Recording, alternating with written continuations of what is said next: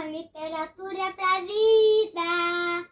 Olá, pessoal! Hoje eu quero falar sobre edições especiais. Com a ampliação do mercado editorial, com pequenas e mesmo grandes editoras, com clubes de leitura que enviam boxes muito especiais, edições personalizadas, marcadores, às vezes até alguma coisa anexa, mimos, e aí a gente deve lembrar que algumas pessoas costumam assinar esses clubes apenas para receberem os mimos. Precisamos colocar um pouquinho o pé no chão e nos perguntarmos até que ponto as edições especiais se tornaram fetiches literários ou mesmo objetos de luxo, de exibição, de consumo.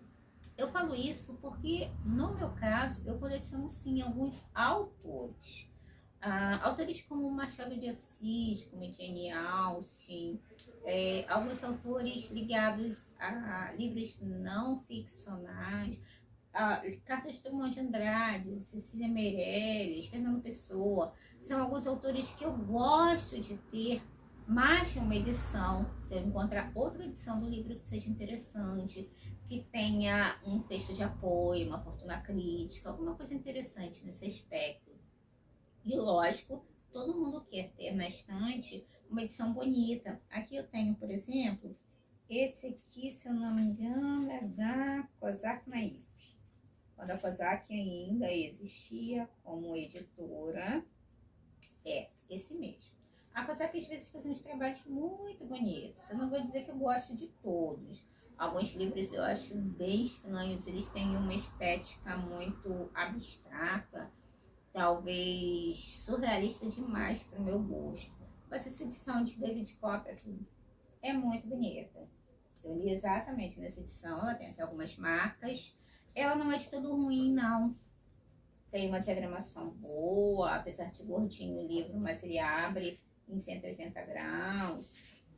Mas é um livro que pesa, porque é um livro grande, é um livro mais difícil de transportar, como o Conde de Monte Cristo, como com algumas outras edições. É uma edição que eu gosto, sim. A minha edição de Guerra e Paz também é dessa editora, também tem esse processo. É um pocket, mas é um pocket mais confortável. Então, alguns livros a gente se identifica com o projeto gráfico. Outros livros a gente tem interesse nos textos de apoio, na fortuna crítica, que também não pode virar uma obsessão. Porque algumas pessoas perdem tanto tempo lendo a fortuna crítica, pesquisando, que o tempo que elas dedicam à leitura da obra em si é muito menor. Eu tenho a impressão de que às vezes a gente fala e lê tanto sobre, mas não lê a obra. E isso também precisa ser bem pensado. Essas edições, elas são muito bonitas, elas ficam belíssimas no acervo. Algumas delas têm um trabalho primoroso, algumas são feitas realmente para durar. Mas a gente precisa perceber até que ponto isso não se torna uma obsessão. Eu tenho que ter aquela edição daquele clube de leitura, porque aquela edição é belíssima, mas eu não tenho interesse naquele livro. Aquele livro eu acho chatíssimo, mas a edição é maravilhosa. Ou aquele livro eu já li numa edição fantástica e eu nem tenho tanto espaço assim para livros. E mesmo assim eu compro. Há um clube de livros por assinatura, eu não vou mencionar o clube, mas ele tem alguns equívocos nesse aspecto.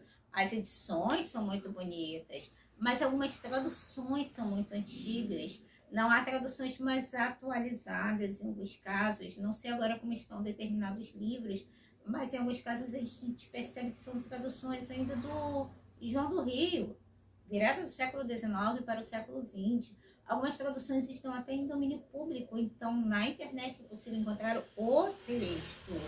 O que a gente vê às vezes é que o texto muitas vezes está ou seco dentro daquele volume, e o volume está rodeado de adereços. E nem sempre aquele é o melhor texto para nós, é a melhor compreensão.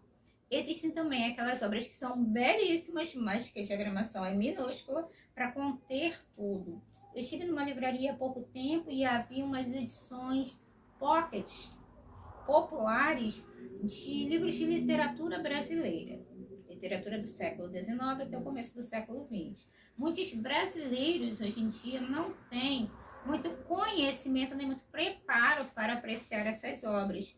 Aí a pessoa pega aquela edição que é super bonitinha, é super caprichado, mas mal abre. E é uma edição só para você ter na estante, para tirar uma foto, para colocar no Instagram, para colecionar. Então a gente precisa começar a pensar: será que eu estou colecionando edições? Será que eu realmente devo investir numa edição mais cara? Se aquela edição não vai me proporcionar nenhum tipo de experiência literária? E quando eu falo experiência literária, não falo só a leitura. É a leitura, são os textos de apoio. Algumas editoras, por exemplo, a Zahar, a Penguin, às vezes elas têm spoilers no texto inicial, então você tem que pular e ler depois. Há que se considerar que talvez nós estejamos lidando com os nossos livros exatamente como lidamos com relógios, como lidamos com roupas, como lidamos com sapatos hoje em dia, coisas que deveriam durar no sentido de construir a nossa personalidade, nossa história como leitores, mas que em alguns momentos estão ali apenas para tornarem a nossa estante mais bonita nas fotos. Corta a literatura pra vida.